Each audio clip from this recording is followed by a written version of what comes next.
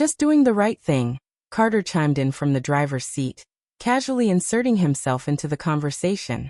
I recognized you the moment I saw you. Uncle William heard me out and decided to help. That's just how he is. He can't stand owing anyone. Am I right, Uncle William? Carter asked. William remained silent.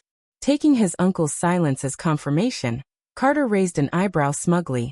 They say blessings and misfortunes go hand in hand. I've seen it firsthand today. Sis, you might have been rear-ended by us, but I'd say your good fortune is just getting started. And now you're acting like it's a good thing you drive recklessly? William's deep voice cut in, sharp and disapproving. Carter chuckled sheepishly. I was just trying to cheer her up. After everything she's been through, her mood must be awful, right? I'm fine, Layla said with a faint smile. And you're not wrong. Blessings and misfortunes go hand in hand. She had fallen ill, but in doing so, she had gained clarity about the people and events around her. For the first time in years, she felt truly free. Today she was no longer Sean's fiancée or the Xander family's daughter. She was simply herself. The only regret was that the time she had left for herself was limited. Layla took a deep breath, letting it go. One day at a time. That's enough, she muttered to herself. When they arrived at her apartment building, Layla offered them a sincere thanks. Thank you for driving me home. It was just an accident and I wasn't seriously hurt. You don't need to worry about it anymore. With that, she stepped out of the car and walked away. Watching her retreating figure, Carter let out a heavy sigh. She seems like such a good person. How did she end up with a terminal illness? He glanced over at William. Uncle William, do you think she's letting everything go because she knows she doesn't have much time left? Carter's mind wandered back to the engagement banquet, and he slammed the steering wheel in frustration. Those people are unbelievable. They're supposed to be family, yet they care more about saving face than someone's life. For a long moment, William stared silently out the window, his expression unreadable as the shadows obscured his eyes. Uncle William, are we really just going to leave her like this? Carter asked, his naturally warm-hearted nature making it impossible to let go of Layla's situation. I overheard the doctor say her brain tumor doesn't look good. Carter added, his voice trailing off, worry etched across his face. Give me her medical report, William interrupted, finally turning his attention back. He leaned into his seat and closed his eyes, signaling he wasn't in the mood to discuss further. Carter gaped at him in shock. Uncle William, are you actually getting involved? Wow, I didn't see that coming. Shut up, William growled, his tone low and irritated. Carter swallowed hard and immediately went quiet.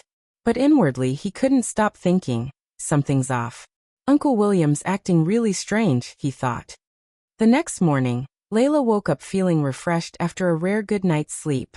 She got ready for the day, popped on her headphones, and headed downstairs to grab breakfast.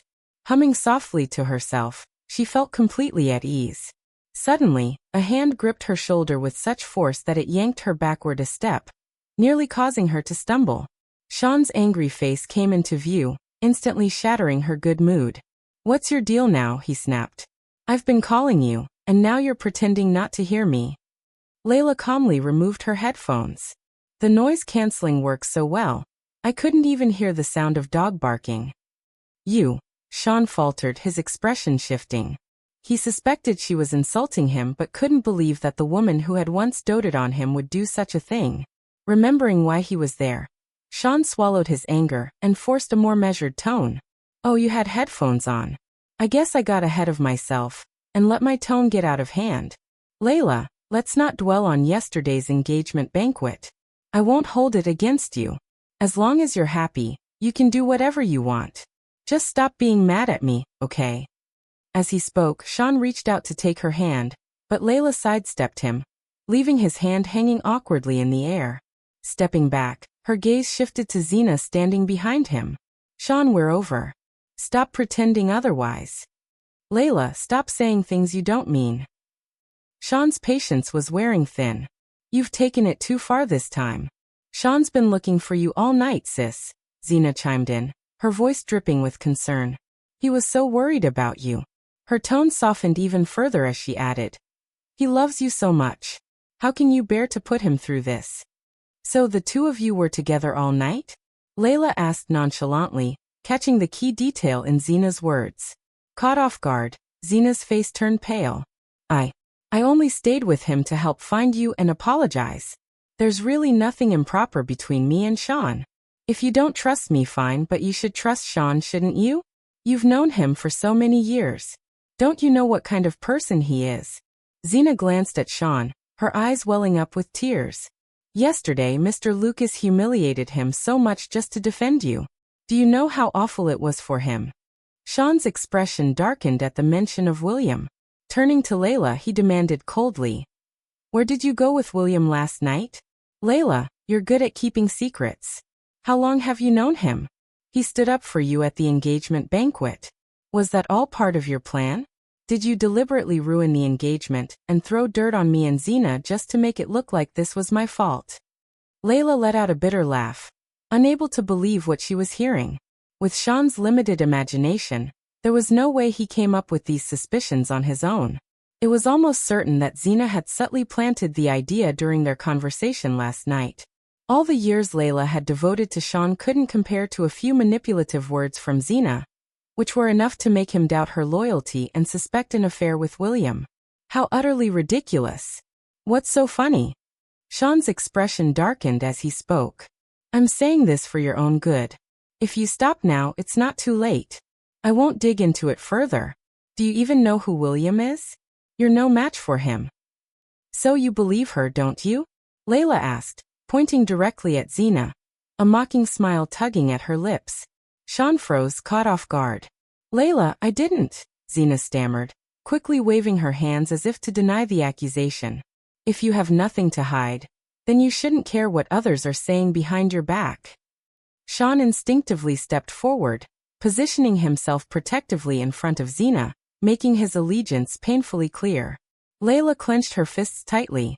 If she held back any longer, she might win a medal for patience. Fine. Taking a deep breath, Layla raised her voice and began. Let me spell it out for you all, just how innocent you two really are. Sean, where were you last year on our anniversary? You were at Xena's wrap party. I spent weeks planning a surprise for you. When I called, you told me you were working late and forgot about the date. But guess what? I saw you in Xena's social media photos that very night. And last month, when my headache was so unbearable it felt like I was dying, I tried calling you repeatedly, but your phone was off. I passed out and was rushed to the hospital. You showed up only on the next day. Where were you that night? Oh, right. You were with Xena, because she had cramps and needed someone to keep her company. Her voice was calm and steady, but Layla's heart ached with every word. Sean had abandoned her so many times. It was only fair for her to do the same now. Sean, we should have ended a long time ago. Sean's voice cracked, and just as he opened his mouth to defend himself, his eyes caught a figure approaching from the distance. His expression shifted, his gaze darkening ever so slightly.